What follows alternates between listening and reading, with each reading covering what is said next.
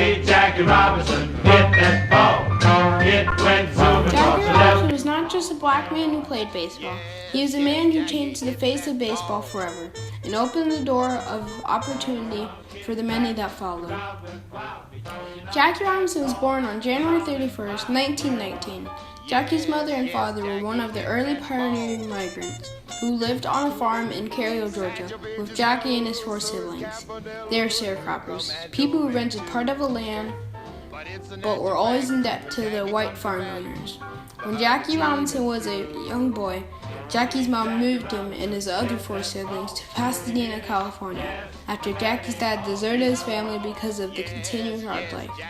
His mom worked hard to raise her 5 children and went through oppression from the people who lived in Pasadena, especially her neighbors. One day, Jackie's neighbor's daughter called him something mean, so Jackie called her a cracker, which is an insult to people in the South. So her father came outside and started to throw rocks at Jackie until his wife broke it up. His sister also had to take him to school and let him play in the sandbox because his mom was stuck at work and had no one to take care of, Jackie, while his siblings were at school.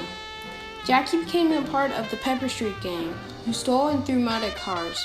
The gang got in trouble a lot with the police. He never got into serious trouble because of his love for sports, although he was not allowed to play at the YMCA because he was black. This was part of the segregation Jackie and many black people faced in the early and mid-1900s. Jackie graduated from high school in 1937 and attended Pasadena Junior College. He excelled in sports and was named Athlete of the Year and Most Valuable Player of the Year.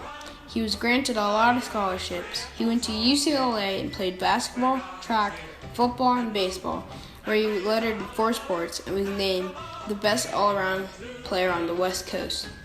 Jackie Robinson met his wife, Rachel Annette Ussum, at UCLA, and both had serious personal goals. Rachel wanted to be a nurse, and Jackie wanted to be a professional athlete.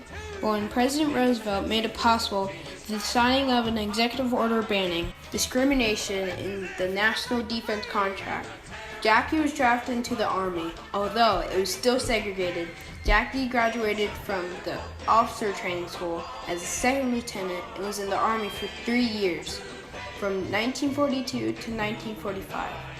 Due to an incident on the bus, followed an argument because he refused to sit at the back of the bus.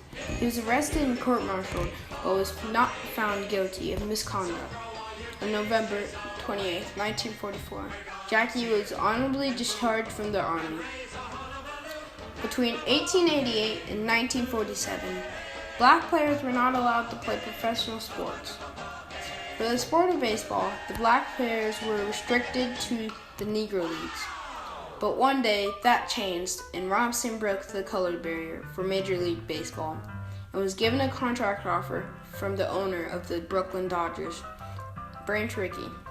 Branch Rickey knew that Jackie could handle all the hate from the fans because he wouldn't let the hateful comments get to him. In your perspective, Jackie Robinson was a player and a black man of what type of personality? He was very proud. He was very intelligent, and he was well educated. That's the reason why Branch Rickey, the owner of the Brooklyn Dodgers, picked him as the person to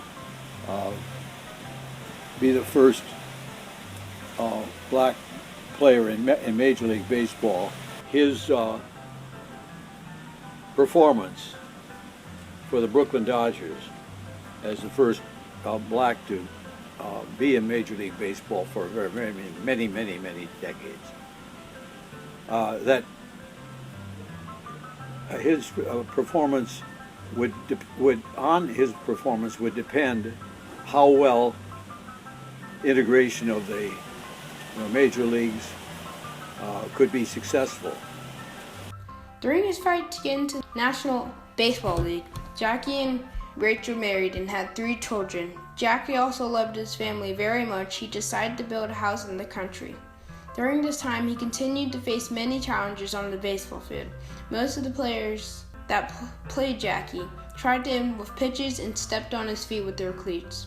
How did Jackie Robinson react to the fans calling him names and giving death threats and being racist to him? Well, as I say, he realized that that's what he would have to endure, and that he had to turn the other cheek when that sort of thing happened. Not to strike back, not to get into quarrels with other players or managers or anything like that. He had to play the game straight, and that was hard for him, but he did it successfully, and this was proof of that Branch Rickey had picked the right man for the job. All of the fans being racist and sending death threats. Here's one of Jackie's quotes. "I would get mad, but I would never let them know it." Here's another one of Jackie's quotes. "I'm not concerned with you liking or disliking me. All I ask is that you respect me as a human being." Eventually, he would win over the love of the fans through his character and ability to play the game of baseball. Despite the death threats on his life, Jackie completed his first year with the Montreal Royals as the most valuable player. On April 15, 1947, Jackie played his first game with the Brooklyn Dodgers. He played in 6 World Series and won a World Series in 1955. Jackie retired from baseball in January of 1957. July 23, 1962, Jackie Robinson was the first black man inducted into the Hall of Fame. When Jackie retired from baseball, he went to be a businessman, became the vice president of Chock-full of Nuts, and became the chairman of the National Association for the Advancement of Colored People.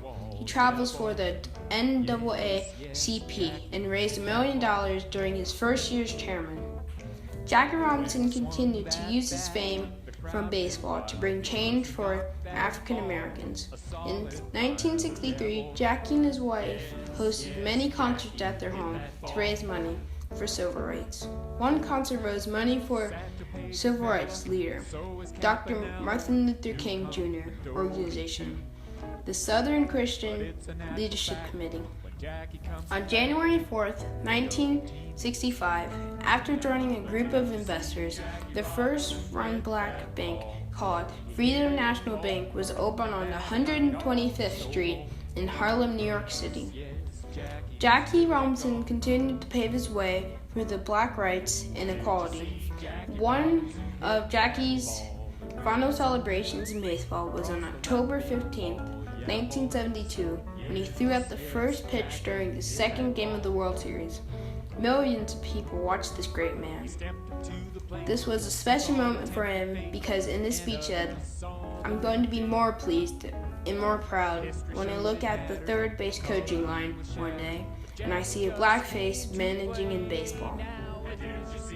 Jackie Robinson spent his life fighting for equality. He won most of the fights, but although he lost some of the fights, but he never gave up. He lived to help pave his way for his family, black athletes, and for African Americans. He lived by his philosophy. Your life is not important except for the impact it has on other lives.